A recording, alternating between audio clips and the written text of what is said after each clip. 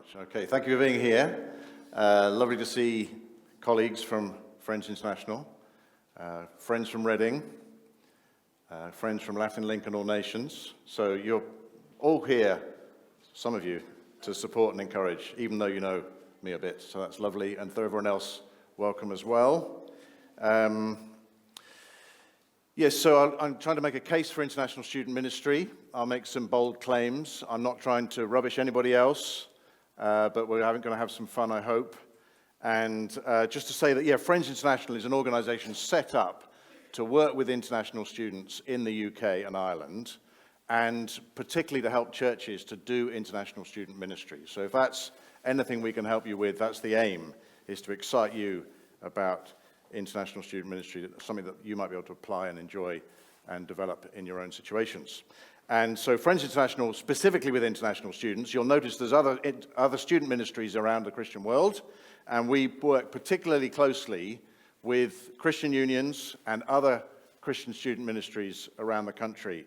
We like to work with the Navigators and with Agape and with Fusion and others, Christian evangelical ministries that have a student focus. In fact, there's a meeting each year of the national leaders of these different agencies. We met about a month ago, and that's a lovely thing. So we are essentially resourcing and enabling other student ministries. If somebody's interested in reaching students, and as we'll find, probably about 25% of the constituency are international, so we like to help others do what they want to be doing anyway in terms of reaching students. And that's probably true for your church, is where there are students, a percentage of them are international, and we want to make the case for paying particular attention to the international students. We are just focusing on Britain and Ireland, UK and the rest of Ireland, and we then link in with networks across Europe, particularly through the International Fellowship of Evangelical Students, and globally with the Lausanne movement. So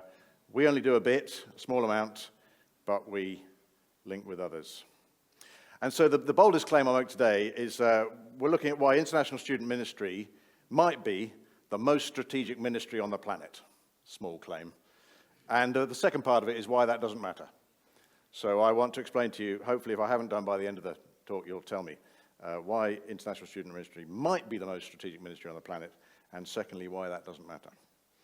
But because everyone thinks they are strategic, and the word strategy comes from having a battle plan. If you set your vision and mission, you need a way of getting there. So the strategy ought to be the battle plan.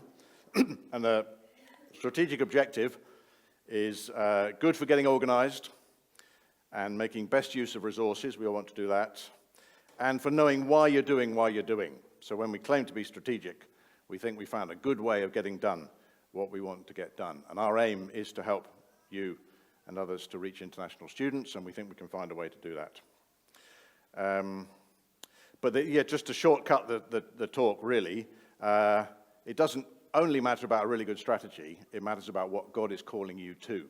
And if you are in a place where there are no international students, you may well decide international student ministry is not the thing. And so more important than strategy is God's calling on your life. Only get involved in international student ministry if God calls you to.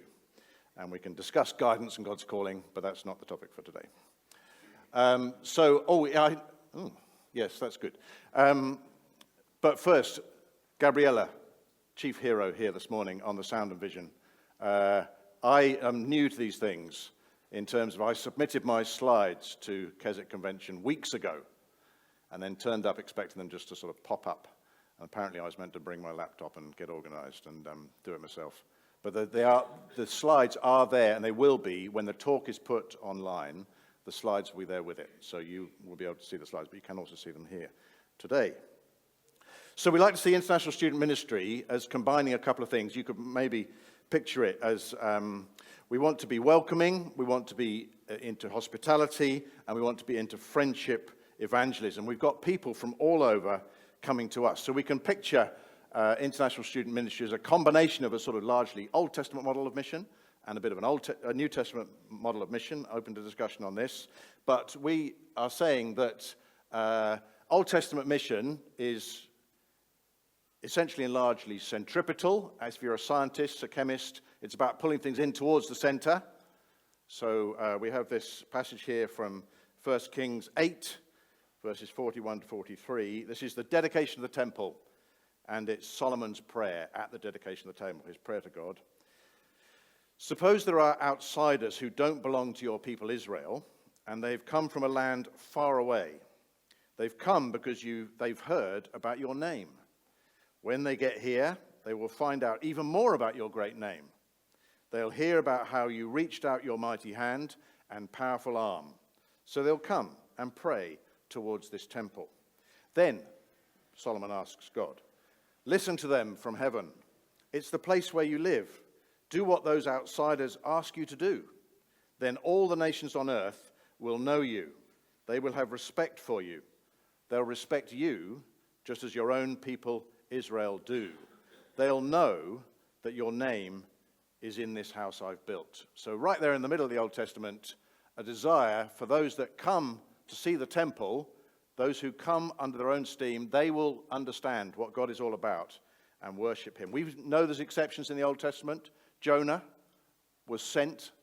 I've heard Jonah described recently. Maybe he's the most disobedient prophet in the Old Testament, but he's also the most successful.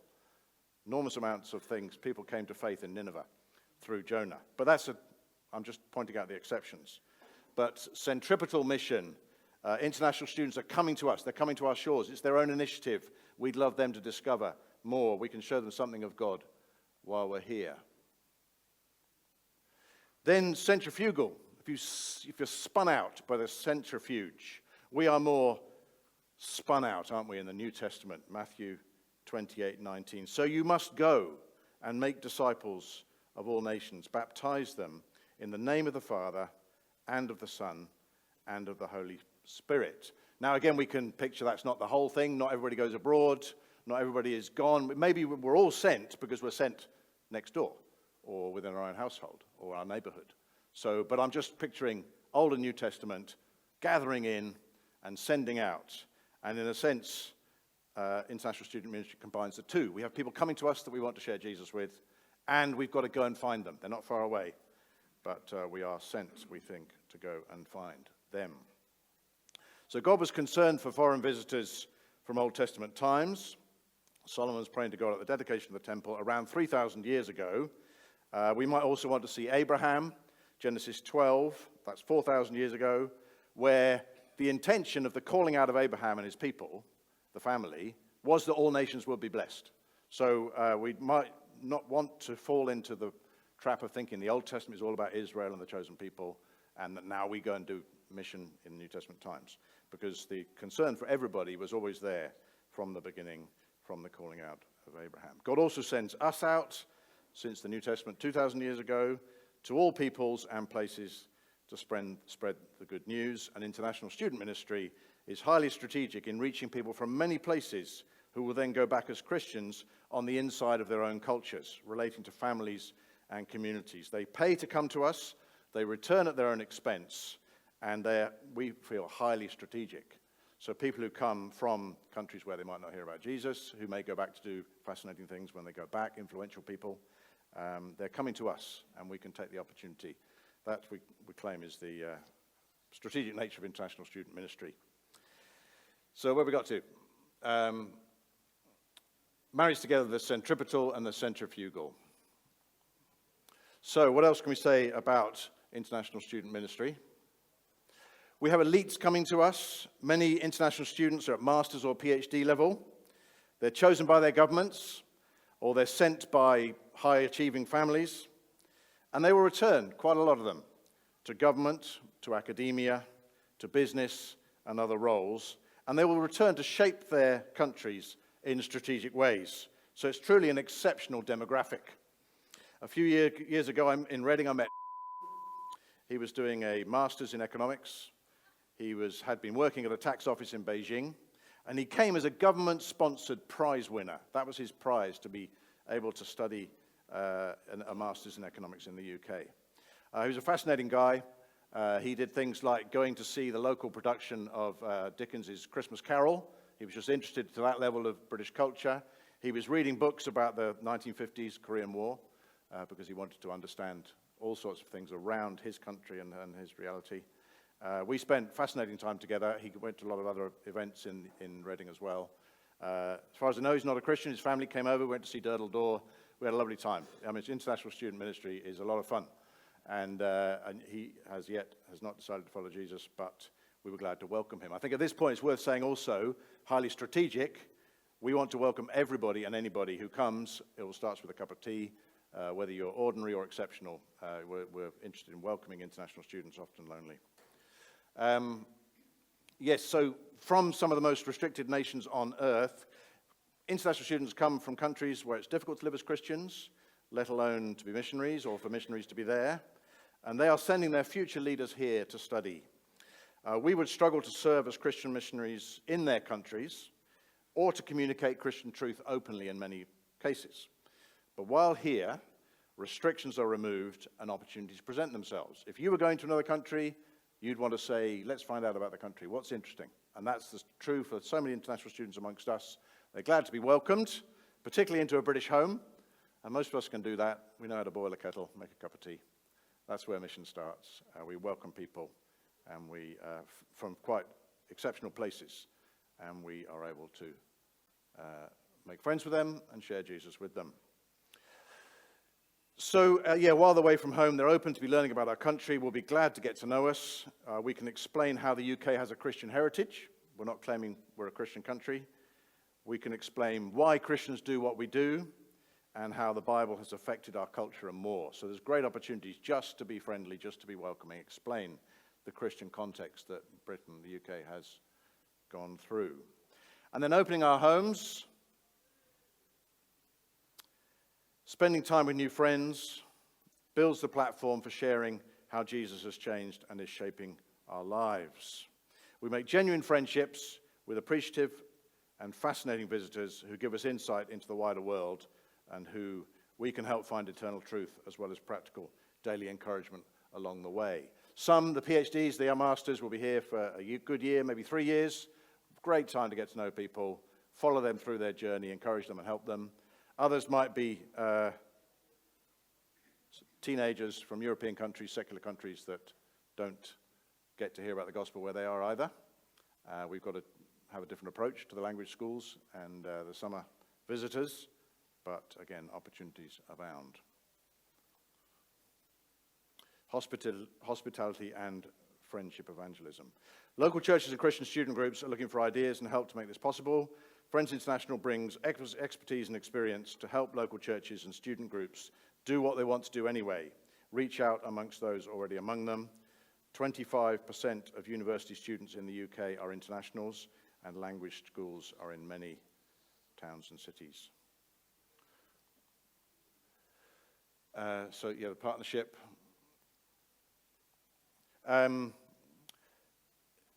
So the UK, this is a report from The Guardian in February this year. The UK is strategically placed like no other nation on the earth to educate top global leaders. The English language setting is attractive. People like to learn their stuff in English. The extensive UK university context and reputation is admired internationally. So this is The Guardian report from February, noting that the UK has contributed to the education of more global leaders than any other country on the planet. So this is currently, of the presidents, prime ministers, and monarchs currently around the world, in the sort of 240 countries, 50 of them have done some education in the UK, and that's more than those that have studied in the US. You can't read the whole report, but you can look it up, and but that's just the headline. Yeah, UK universities educate the highest number of world leaders. So Britain is placed where no other country is in terms of the opportunities we have amongst us. And again, not only global leaders, we're interested in any international student, looking after the loneliest and the least, but there are strategic aspects. Okay, I think I got stuck on my, sorry about that. There we go, right. Time for you to tell us, who knows who any of these people are? Wave and shout. Oh, there might be a microphone, but it's probably just a... What? There's a mic. Who knows who that is on the top photograph? I can't remember. Myanmar, Burma, Aung San Suu Kyi. So Aung San Suu Kyi is a former Myanmar-Burma state councillor. She took degrees at Oxford, a BA and an MA in politics, philosophy, and economics, and then politics in 1967 to 68. And she studied at the School of Oriental and African Studies, an MPhil in Burmese literature between 1985 and 87. Her husband was British. Her children, I think, still live in Britain. But, there's somebody who came to study university amongst us and went on to do very prominent things. Next one. Assad. Is that what you said? Yes. So this is ex-President Bashar al-Assad of Syria. He studied at the Western Eye Hospital in London, Paddington, London, from 1992 to 1994, specializing in ophthalmology. He's an eye doctor. His British wife, his wife is a British Syrian. His father was president before him. His brother was meant to be the next president. His brother died, I believe, in an air accident. And so he was recalled to Syria at that point to be the next president after his father. So again, notable people amongst us at different points. Now, extra top prizes, if anyone knows who the third person is. Not Sudan, no. Okay, this is Adama Barrow. He came to study real estate, property management in London from 1998 to 2002. While he was here, he was a security guard at the Holloway Road Argos store in North London. He's now the president of Gambia. So again, some quite ordinary people amongst us. He needed to earn some money. He was available. He presumably had friends. Did he ever meet Christians? As far as I know, we didn't manage to reach any of these three people. Some of the top two probably came as very privileged people. They may not have had a lot of contact with ordinary people. But if you're a security guard in the Argos store, if you're not from the UK, somebody's going to have to explain Argos stores afterwards, maybe. But it's not a very sort of high brow. You don't have to get exclusive rights or membership to get there. So he was doing a very ordinary job in London when he was here. So what's our opportunity? The scale is quite enormous. This is language school students, around 500,000. It's quite difficult to measure. Lots of language schools, places maybe where you're from, Bournemouth, Canterbury, Cambridge, lots of other places, Oxford. Especially this time of year, we like to organise particular outreaches to reach international students, organise something every day of the week with an evening, Bournemouth, elsewhere. Then we don't know exactly where everybody is. It's less easy to count them. But yes, often the aforementioned European teenagers here for a few weeks, but equally unreached in their often secular post-Christian societies. I went to see the outreach in Bournemouth for a day a couple of years ago. A whole group of Saudi lads enjoying being part of the cafe. They come along, they have drinks and snacks, they have fun activities. They're learning English during the day in a language school, and then they come to practice their English with Christians in the afternoon, in the evening. Optional Bible studies available. Quite exceptional opportunities to reach people who are really pleased to make some friends and find that the Christians are the ones who are making the effort.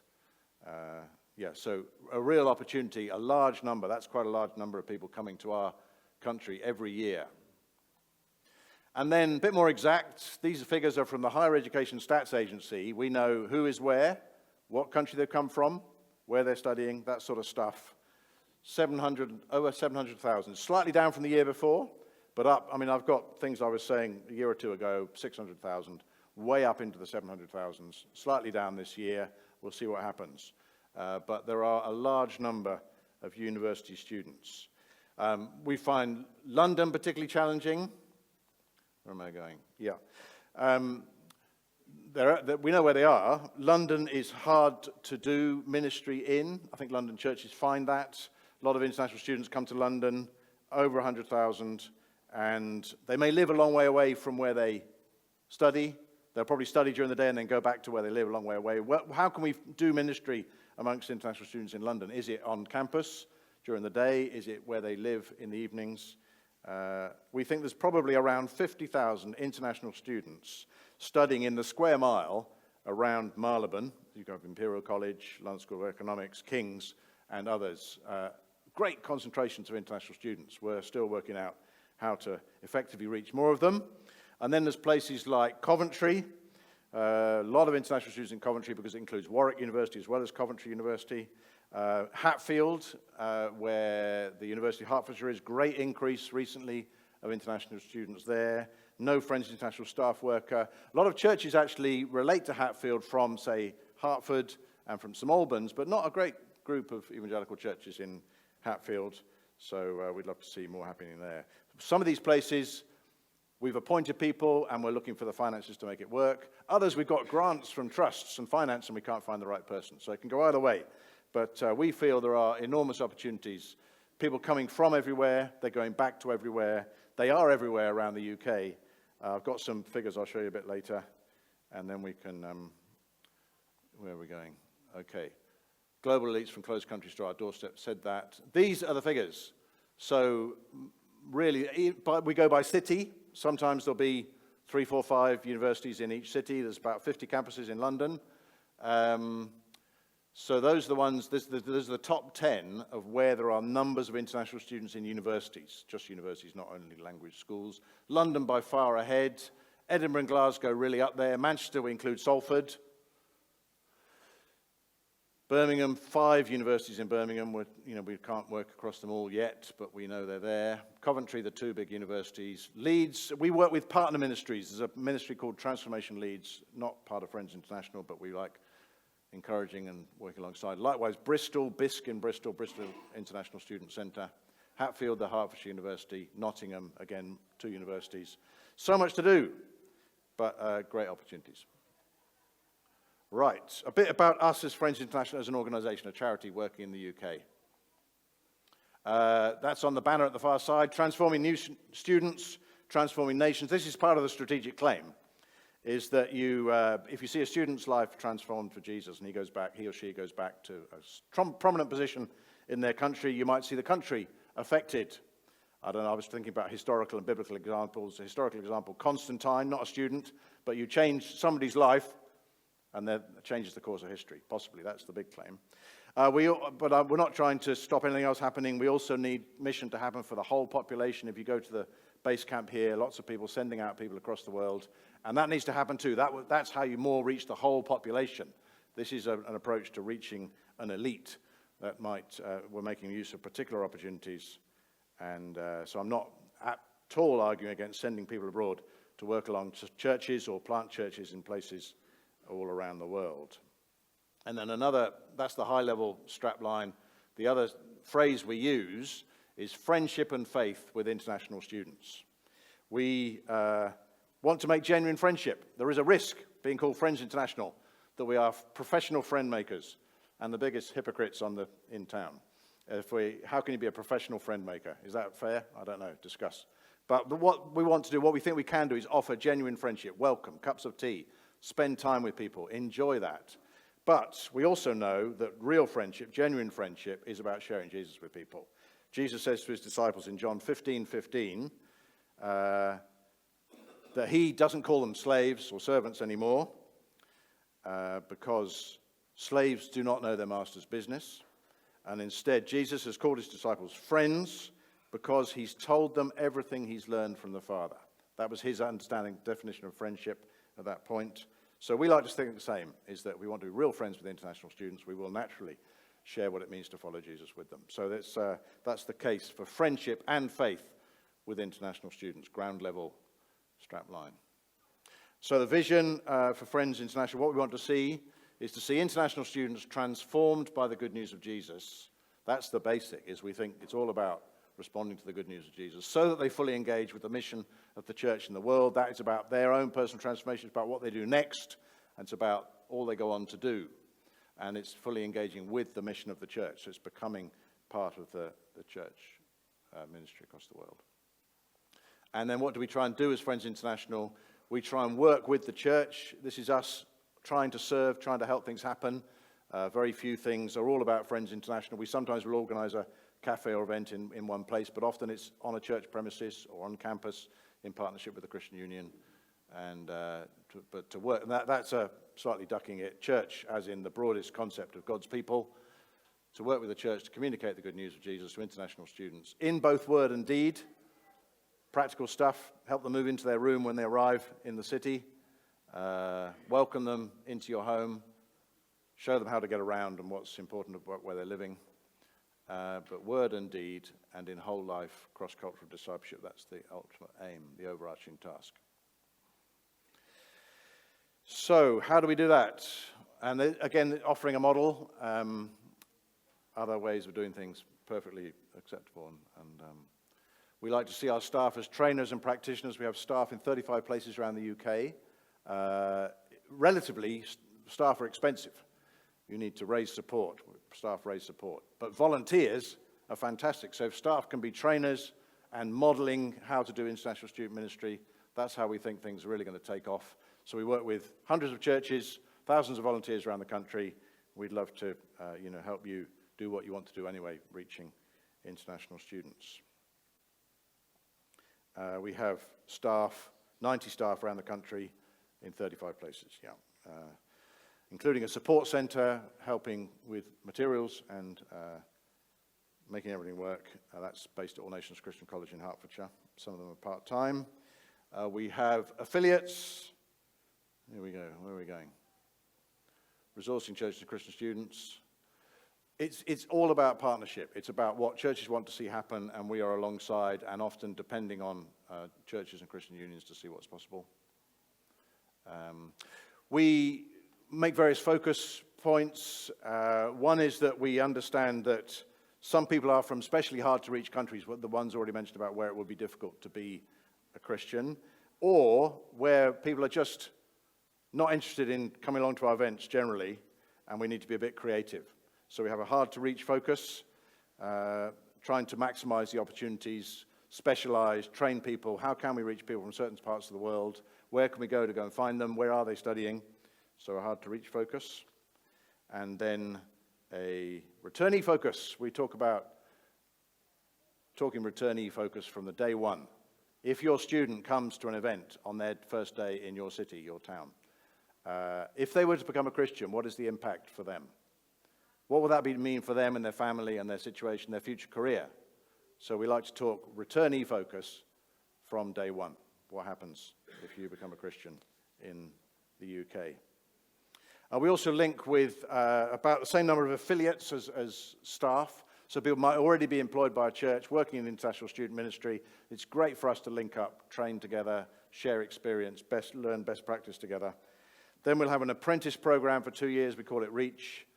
And we like to bring people on, preparing them for full staff.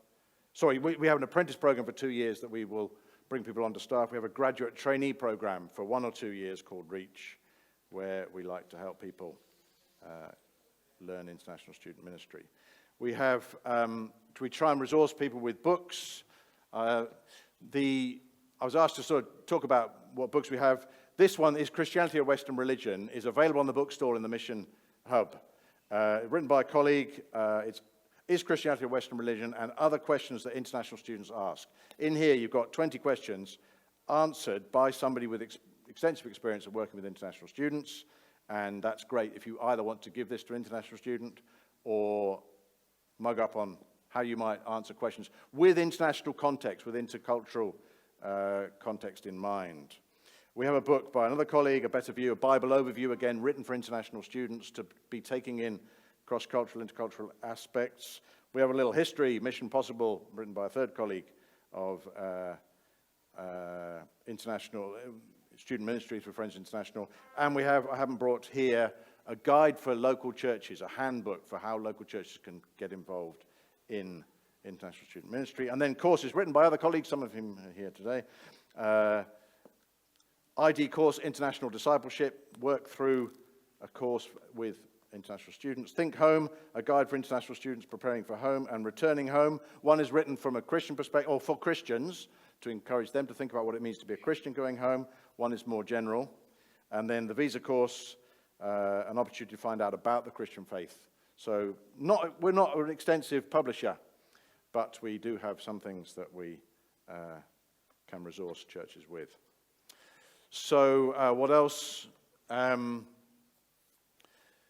We like to work on stats. We know where students are. We want to see what we're doing each year. It's not all about the numbers, but we try and keep tabs on annual outcomes survey. What have we got here?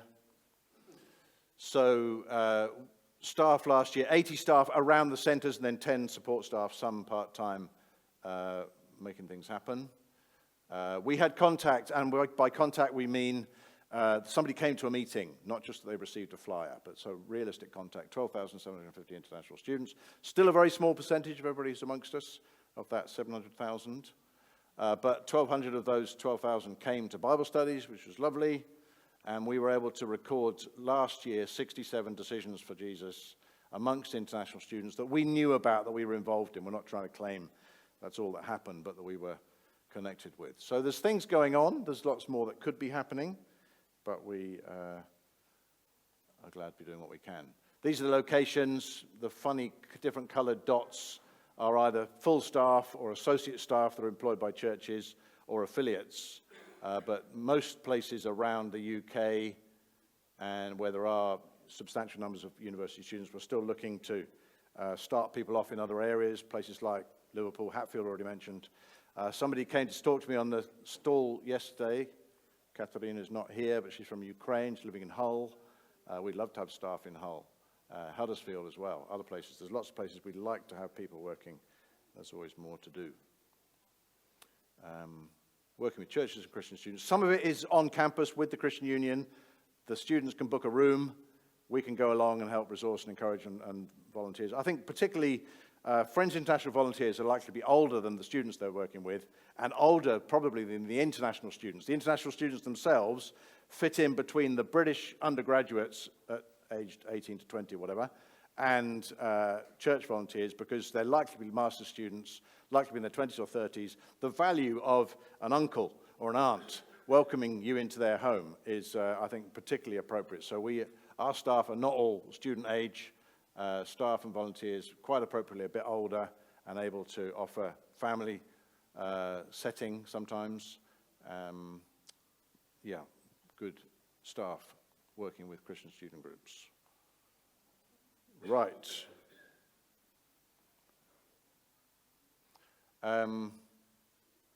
These are relevant questions, and it depends where we go from here. We'll move into a time of questions in a bit. Are you near a university campus? Is it already immediately part of your context? Are you seeing international students come to church anywhere, or do you know they're around you? That would immediately make it more possible, either university campus or language school or an international hostel near your church. That may not be the case. Doesn't mean you can't get involved. Volunteers can travel to be on campus and be part of it, but that is particularly relevant if you know there's an international student around you. Can you offer a place for a weekly international cafe? Sometimes just a location, a church hall, is what it needs to get started. Can you offer hospitality at weekends, Sunday lunches, Christmas and Easter particularly? Came to my wife and I, we had a meal near Christmas. There was actually, we advertised through the Christian Union, and anybody we knew, Christmas meals being offered, come and spend some time in our home. We also put it to the international office at Reading University and said, this is what we do as a Christian Union, and there's local church volunteers inviting people. And so Lingen had come to no Christian events at that time, I think, and he heard through the international office that somebody was offering a meal. And we had about 3 others, I think through the Christian Union. So we're expecting 4 for lunch. 3 then cancelled. Lingen came on his own, never met, I don't think he'd never been in a Christian home before that. And that was a great thing to do. It was just a Christmas meal.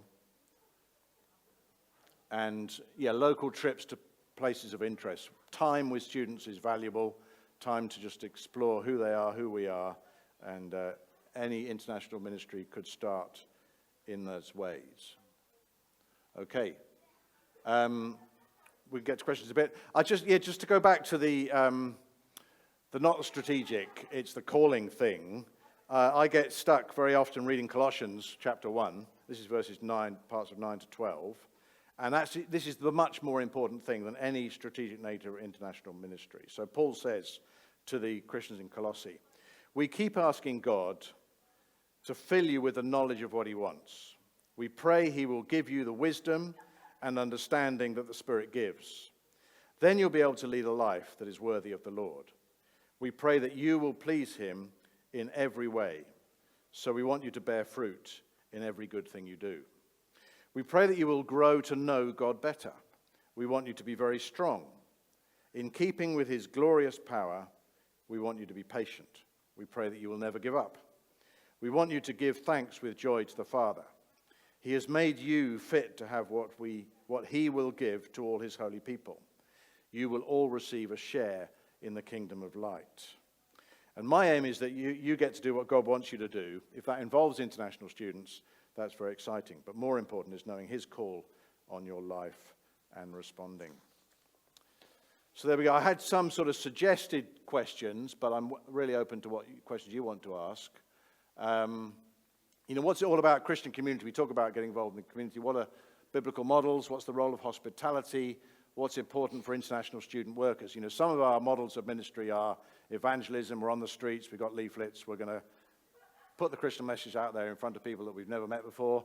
Others are going to spend time making friends and hopefully get around to showing what it means to follow Jesus. So what are the sort of balances there? And community's incarnational ministry, what's the role of welcome, love, compassion, sacrifice, belonging before believing? So those are the sorts of things I think we could talk about. I'm sort of done. Matthew's here to see if you've got questions to ask. This question is probably to do with sort of integral mission and quite a specific question about what happens when, the cafes are taking place or the meetings are taking place. How do you sort of strike the balance between being genuinely friends and building relationships, but also taking opportunities to preach the gospel, and how does that kind of work? What is the percentage, the onus? How do you deal with that, I guess?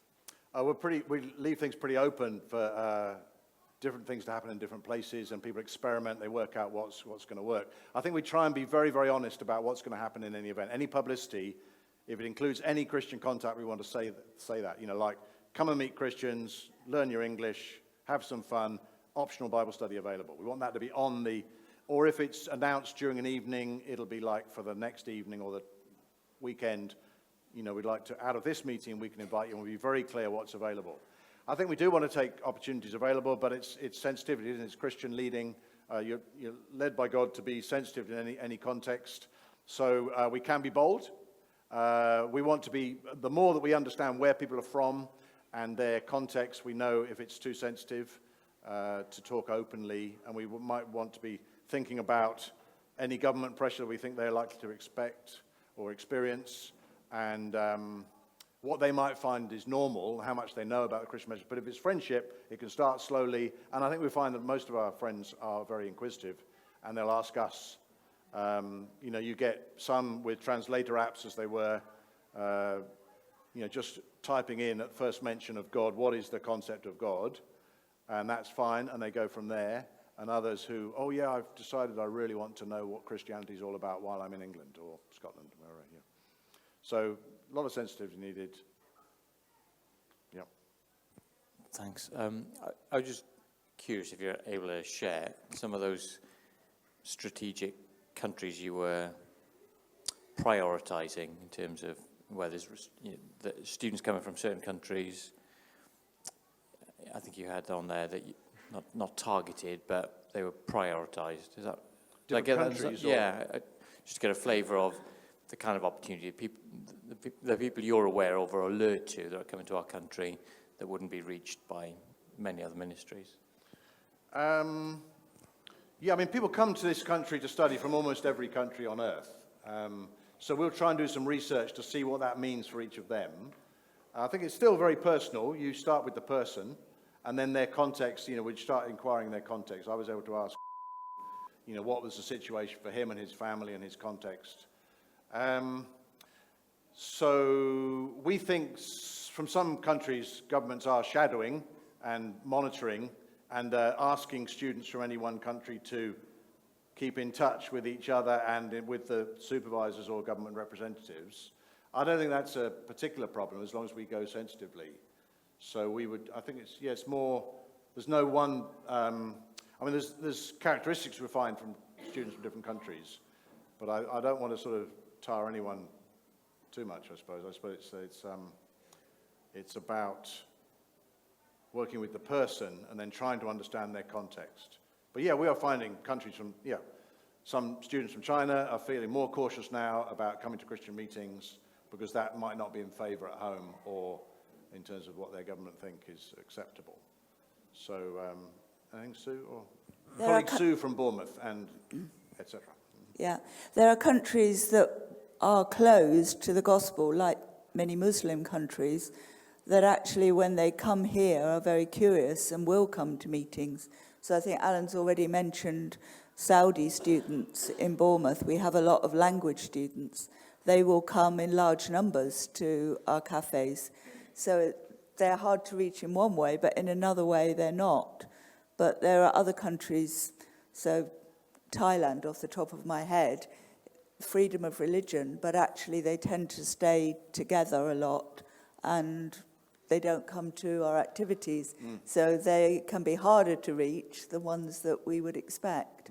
So I think every centre has to think, what are the students in your centre that are hard to reach where you are?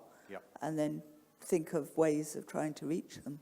Yes, and our approach will be partly those specifics, how to reach Thai students in Bournemouth, say, but then we find also if you get a large number from any one group, and your university in your town might have a contract with the Kazakh government or something to come and do teacher training where you are, but a big group of Kazakhs will be wonderful, but they will, if they dominate a meeting, our meetings are mainly about mixing and learning in an English context and deliberately meeting people from other cultures. So we can do specific things for specific groups, like I really won't reach the Thai in Bournemouth unless I do something particular, or you say, come on in and let's hope it's not only one group, and then we can mix, and that's part of the fun and the learning from each other, and the openness increases, I think, as you meet people from other parts of the world. Yeah, sort of piggybacking a little bit on a question about people coming from certain countries where there's more supervision, shall we say, and control. It's quite common from certain countries then that other students are then sort of tasked to sort of report back. And so I'm just curious if you have, generally speaking, kind of a mix of, because therefore, for this reason, the dynamic between a bigger meeting with lots of people versus one-to-one is quite different. So I'm quite interested in hearing a little bit about if you have sort of any kind of strategy in terms of having both kinds of meetings. Yes, we do. And we will often start with a cafe meeting. You'll advertise it as social, food, fun, games, possibly with an optional Bible study, but learn about the UK. So that's and that could be anything from 10 to 100. I mean, it could be all sorts of different ways of doing that. But that's the opener, that's the entry level. I think out of that, you want, probably, as you set up, you want a known volunteer from the local church or the Christian Union on each table, and you want to be starting to make individual friendships. And then everything's open. We have also careful outlines for one-to-one meetings, how not to get into situations that are going to be unhelpful. So there is a balance between the bigger open meeting and the more targeted small. It might be, there's a carload can go on a trip to the local beach or something, and there'll be different size events, and it'll go from that initial easy to do bigger meeting to more specific, and the aim is more time, genuine friendship with people, and to see if they're willing to explore Christian faith. So it could be one-to-one, but most one-to-ones would be encouraged in a public setting, but they could be welcome into homes and meals. It's going to be sensitively done. No easy rules to define everything, but to help people to be appropriate in making friends and be intentional in sharing the gospel as appropriate and as people are prepared to receive. Thanks. You mentioned meetings with people from Saudi, for example. I mean, would they declare themselves as Muslims, but perhaps with an interest? So, I mean, the people in that leading that group, I mean, would be, experts or well up on the Muslim faith, would they? So, would there be experts in the Muslim faith? Well, Some of them, yeah. to some extent, yeah. We'd want our staff to be trained and aware, and we spend time in staff conferences and training working out how to be better prepared to reach and meet people from all sorts of different parts of the world. In my experience, some of them, let's say a Saudi language student, some would say amongst the group, oh, he's very religious. I'm not so religious. You know, so they'd be identifying themselves. But yeah, we would assume a Muslim background, but then they would be prepared to talk about how important that is personally to them and how much they want to explore other things. And then, yeah, it gets more sensitive if they were going to make other decisions. Do you want to add to that or no? Maybe not. The answer could be no. Yeah, I mean, it can be unhelpful to have a large group from one ethnicity, as Alan has said, because they're watching each other a bit, but also they can dominate the cafe.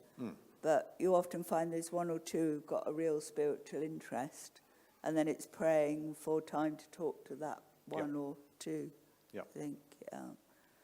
And I know in Bournemouth we did have an issue with lots of Saudis coming to a cafe, and then it could be a bit off-putting for other ethnicities. And also it tended to be the Saudi men, and then the women were more hesitant to come along. So I think everything has to be managed locally and carefully. But we're putting out opportunities and waiting for a response, and individual, you know, if somebody says, I want to follow up, I want to know more about Christianity. And specifically, when I came to England, I said I would explore Christianity more, so then you set up something more individual and take it at their pace. Nothing forced, all about offering and responding to initiative, I think. John? Yeah, it's not so much a question, but an observation. Oh, I'm off the hook already. Good. The increase in immigrants coming to Britain means that there are now quite large communities from some of the countries that we would say were restricted of access, Iran being, say, one of them. We're finding in Canterbury that it's from the community as well, not just students who are coming to the Global Cafe and sort of really starting to come to church and identify as seeking. So if you're talking with an Iranian, most of them will prefer to be called Persian. And secondly, some of them are actually going back to their Persian roots to Zoroastrianism. They've missed out going through Jesus. So we have to gently find a way back for them. They're not coming through an Islamic portal. The other comment I would like to make is that I was talking with a Moroccan girl, hijab and all. She comes with a hijab to the Global Cafe, and she asked me how I knew and how I went about getting jobs overseas, because I had shared that I travel quite a lot. And I said, well, I believe that God guides me, and I quoted Proverbs 3, 5, and 6. I won't quote it because I'm assuming everybody knows what that is, and if you don't, look it up.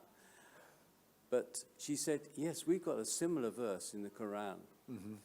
And I think that my experience really is that you can genuinely get engaged in conversation without criticizing or conflicting with what they are doing, but just letting them open up to themselves how they want to.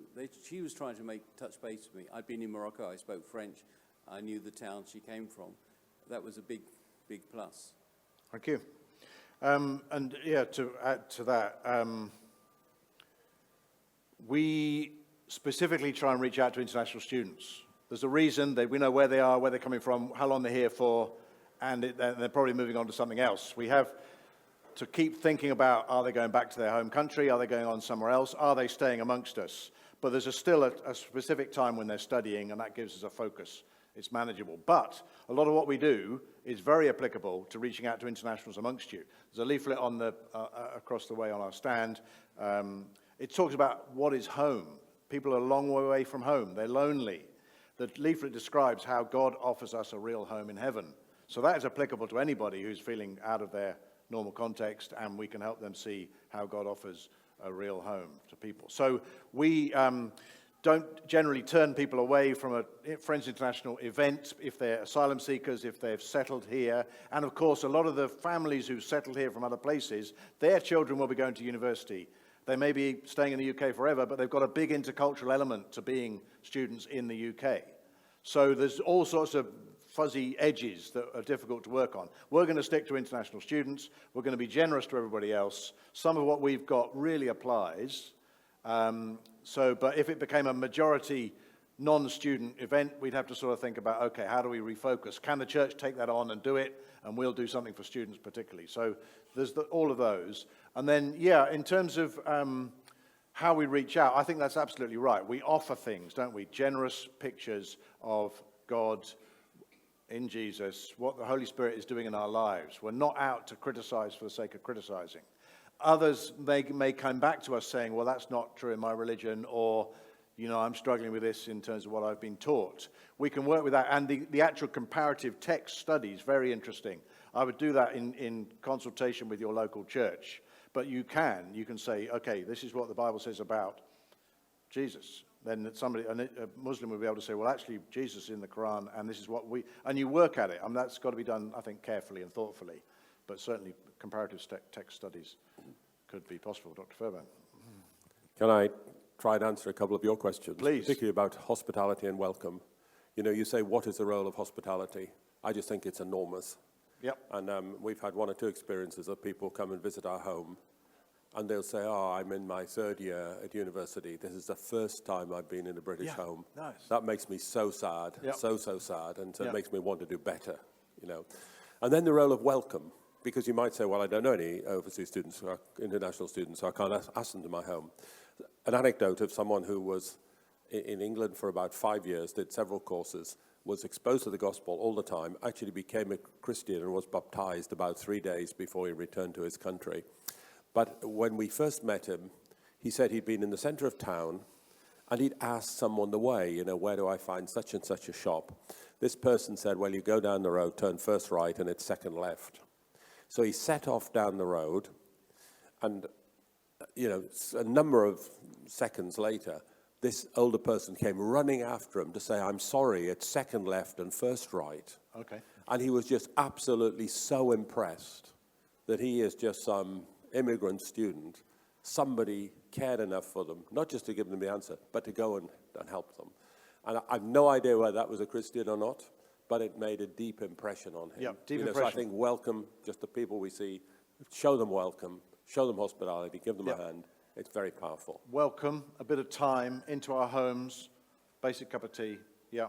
And I quote a story, which is possibly apocryphal, of, you imagine an international student arriving to study with a present for their host, spending 3 years amongst us, taking their present home again, because they never get into our home. That's a really sad thing. How can we be just generous, welcoming people? It's our privilege. We learn so much, and we'll be sharing something of Jesus by welcoming people into our homes when we can. Yeah.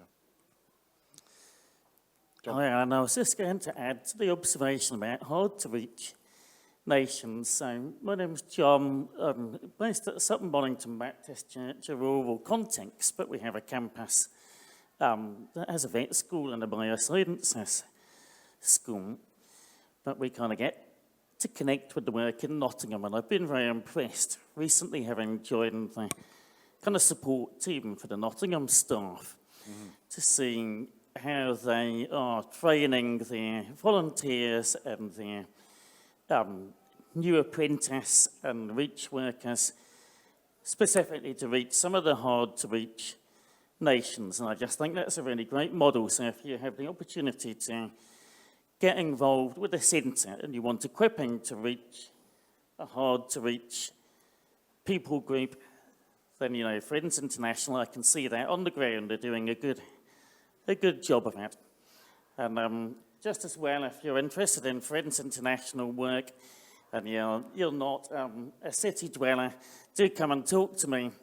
I'd love to talk to you because we're looking to recruit somebody in our little neck of the woods to work amongst internationals. Am I allowed to say that, Adam? Well, I could add... Probably not. No, fine. We'd love to see new staff recruited in sensitive places, including Sutton Bonington, And Hatfield has already mentioned Liverpool. There's lots to do, but it's not all about us, but we'd like to recruit people where we can.